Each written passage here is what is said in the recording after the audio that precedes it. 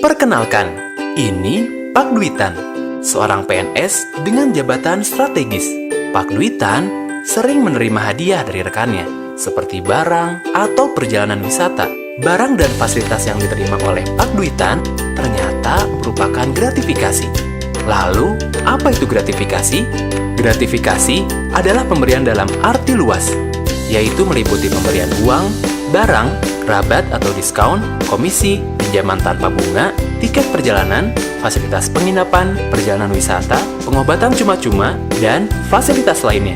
Gratifikasi bisa mengakibatkan sikap permisif pada praktik suap, tindakan yang tidak sesuai dengan kode etik, kerusakan moral, akar mula dari korupsi, diskriminasi pelayanan, dan peningkatan biaya produksi.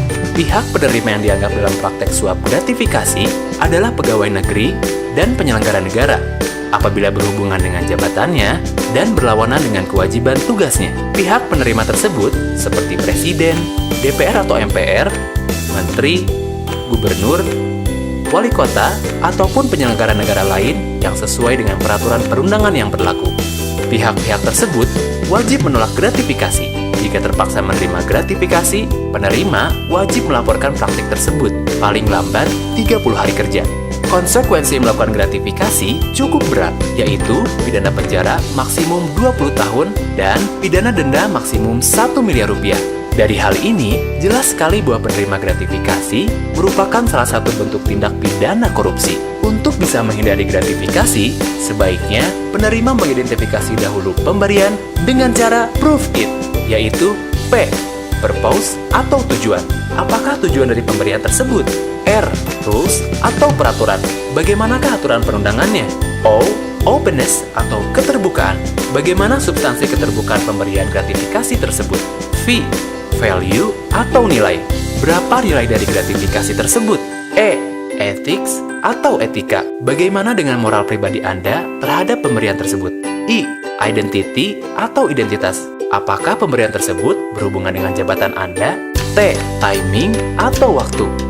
Apakah pemberian tersebut berdekatan dengan waktu pengambilan keputusan atau perizinan? Jenis hadiah gratifikasi ada yang wajib dilaporkan kepada pihak berwenang. Ada pula yang hanya cukup dilaporkan kepada institusi masing-masing. Yang masuk ke dalam kategori suap, yang artinya wajib dilaporkan, adalah sebagai ungkapan terima kasih atas layanan yang diberikan oleh pejabat publik, seperti uang tunai, barang mewah, diskon khusus, pinjaman tanpa bunga, pengobatan cuma-cuma, tiket perjalanan, uang selimut, komisi, dan cindera mata.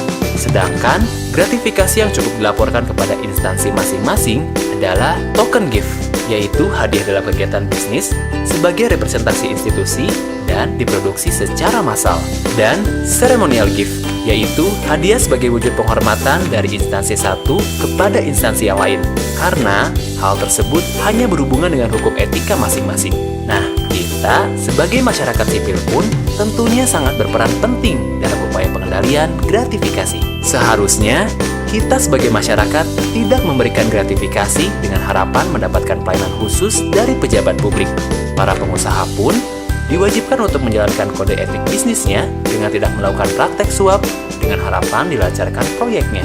Semua elemen masyarakat dapat pula membantu mengendalikan praktik tersebut dengan cara mengawasi dan melaporkan kepada pihak yang berwenang apabila melihat atau merasakan adanya praktik gratifikasi, pemerasan, dan suap. Bandung pun mempunyai aksi nyata untuk memerangi gratifikasi. Pemerintah Kota Bandung bekerjasama dengan KPK membentuk Unit Pengendalian Gratifikasi atau UPG di bawah koordinasi Inspektorat Kota Bandung. Hal ini didukung dengan pernyataan komitmen dari Wali Kota Bandung, Ridwan Kamil, terhadap penerapan pengendalian gratifikasi. Komitmen menolak suap gratifikasi dan uang pelicin di lingkungan pemerintah Kota Bandung oleh SKPD Kota Bandung. Dari hasil kerjasama tersebut, maka keluarlah Peraturan Wali Kota atau Perwal yang menjelaskan mekanisme pelaporan gratifikasi sebagai berikut. Sedangkan berdasarkan keputusan Wali Kota, berikut tugas-tugas dari UPG.